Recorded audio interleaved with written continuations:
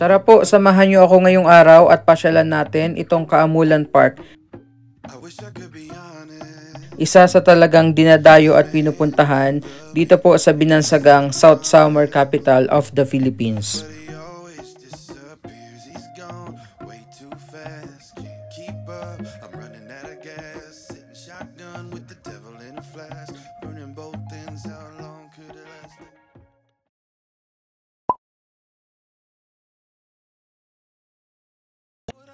Isn't what I want.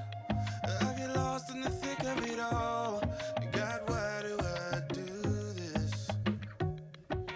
All I wanna do is get higher, higher. Oh, oh, I should be walking through the fire, fire, but I'm lying to myself. Yes po, magandang araw and welcome muli sa ating video today. At nandito nga tayo ngayon sa Malaybalay City, Bukidnon, ang binansagan po na Summer Capital of the South. So first time natin na makapunta sa bahaging ito po ng Mindanao, and first day natin dito, papasyalan natin yung napakagandang park nila dito, yung Kaamulan Park. By the way, itong mga nakikita nyo na parang mga kubo dito ay bahagi po ng kanilang selebrasyon, no, para dito sa Kaamulan Festival. So, pwede kayong makabili dito ng mga souvenirs, mga products, or mga pagkain po dito sa Malaybalay City. So, ayan, lakad muna tayo. And mamaya, makikita nyo yung pupuntahan natin na Kaamulan Park. And at the same time, tingnan rin natin yung mga makikita natin on our way po, papunta dun sa Kaamulan Park. So, let's go and tingnan natin yung mga makikita natin today.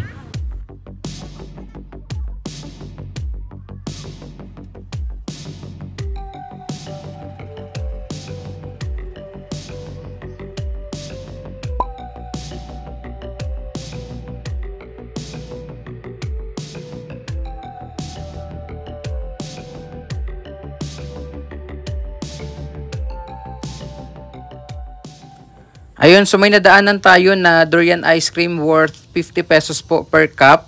Medyo mahal yung durian sa ngayon, no? Nasa 150 pesos per kilo siya dito. Unlike pag buwan po ng August, yun talaga medyo mura yung durian. So medyo maaga pa, kaya kung mapapansin nyo, may mga sarado pa dito na mga pwesto. This is around 9 AM po, at yun na nga, may iiyak na bata mamaya. Ayan, nilipad yung kanyang lobo. So medyo mahaba-haba rin yung naging biyahe natin papunta dito po sa Malaybalay City, Bukidnon from Tagum, no? Dahil 2 hours from Tagum going to Ecoland sa Davao City, and from Ecoland Terminal sa Davao City, inabot tayo ng mga 6 hours papunta dito po sa Malaybalay City, Bukidnon, kasi umalis tayo doon around 11:30 po. Then dumating tayo dito around 5:30 naman ng hapon. So, eto, naglalakad na tayo papunta doon sa Kaamulan Park, and madadaanan natin mamaya yung Capitol grounds nila dito, tsaka yung Capitol building po ng Bukidnon.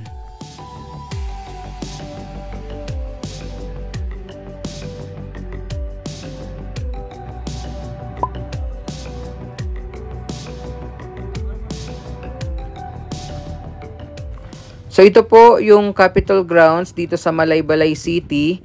And dito yung magiging venue para dun sa big event this coming Saturday para po sa Kaamulan Festival 2024. Kaya kung makikita nyo, merong mga nagre-rehearse po para dun sa competition nga na gaganapin ngayong Sabado. Isa rin po sa maganda at talaga namang agaw pansin tuwing summer season or tag-init ay itong mga golden trumpet trees dito po sa Bukidnon, no? Hindi lang dito po sa Malaybalay City, kahit sa ibang cities and areas and municipalities dito sa Bukidnon ay makikita nyo yung punong ito na talaga namang nagbo-bloom tuwing summer at tag-init. So tingnan nyo po kung gaano siya kaganda at talaga namang napakatingkad ng kulay ng mga bulaklak ng punong ito.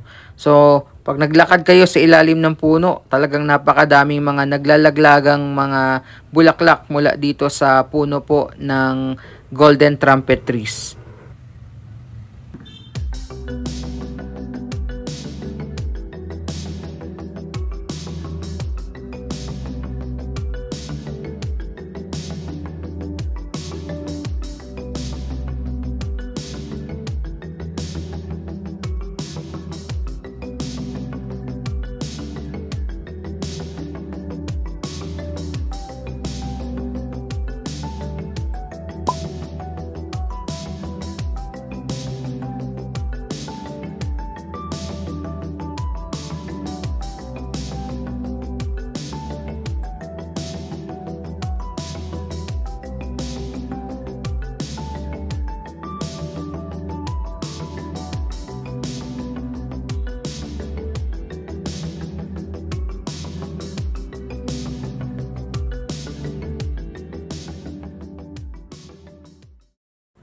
And finally po, naglalakad na tayo papunta doon sa Kaamulan Park. Pero I think part na ata ito ng buong area nitong tinatawag nila dito na Kaamulan Park sa Malaybalay City.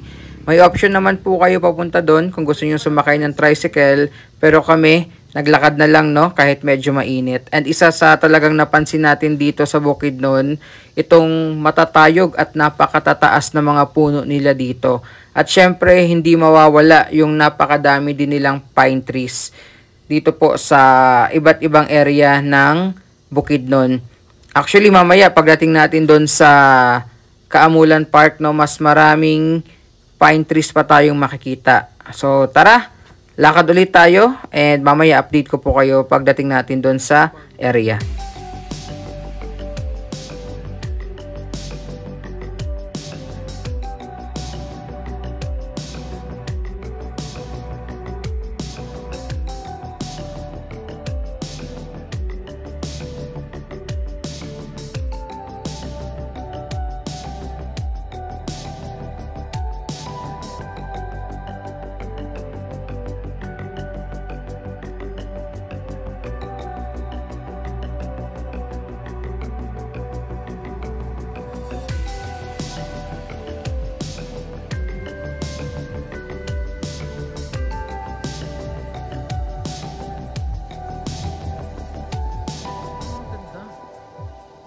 Ayun na nga, at talagang napawaw tayo sa ganda ng lugar nitong Kaamulan Park dito sa Malaybalay City, Bukidnon.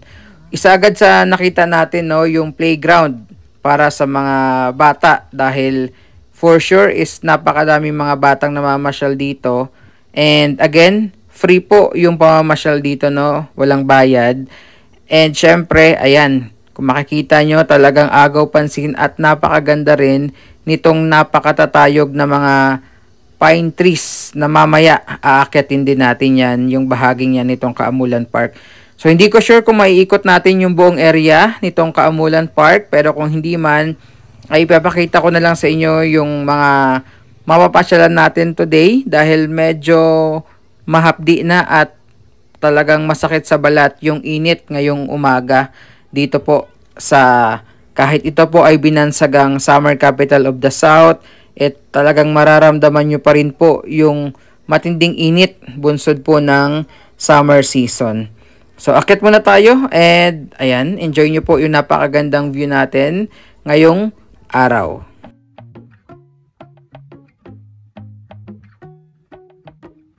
I wish I could be honest to the man in the mirror and keep a solid promise, but he always disappears. He's gone way too fast, can't keep up. I'm running out of gas, sitting shotgun with the devil in a flash, burning both ends. How long could it last?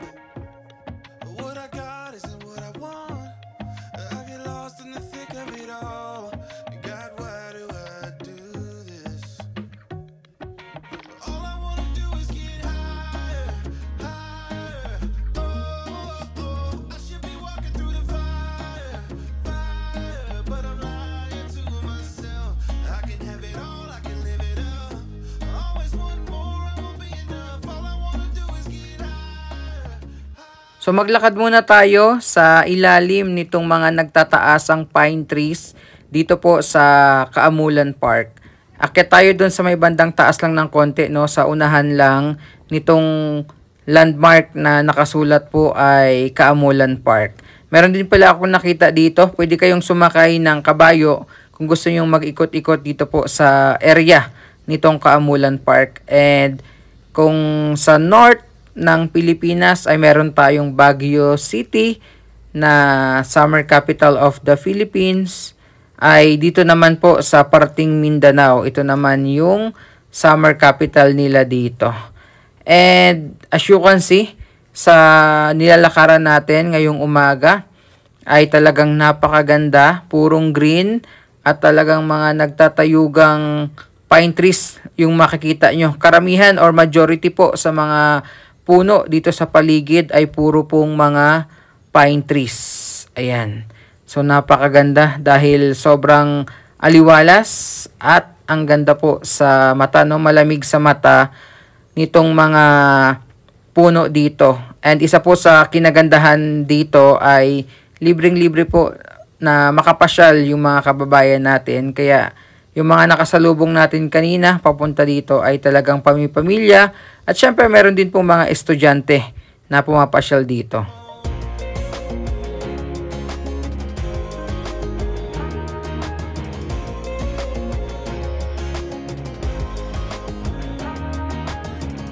I'm looking for a reason, something stronger I can hold on to. Not the same old foolish feeling, like this dead end road I've been tracing down. I know this empty soul can change my way, and away it goes.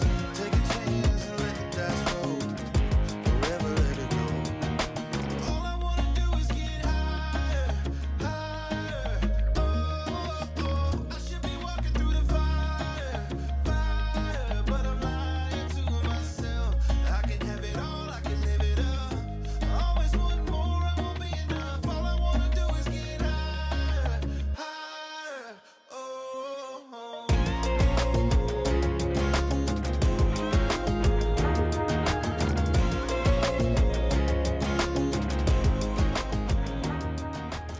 Dahil nga po sa sobrang init ng panahon ngayon, hindi natin naikot yung buong area dito, kung kaya't mga aerial shots or drone shots na lang po yung mga pinakita natin. So hopefully ay nag-enjoy kayo sa pamamasyal natin dito po sa Kaamulan Park ng Malaybalay City, Bukidnon. Isa pa lang po ito sa mga papasyalan natin. Abangan nyo po yung iba pa nating mga pupuntahang lugar dito sa probinsya po ng Bukidnon. Maraming salamat, God bless, and ingat po tayong lahat.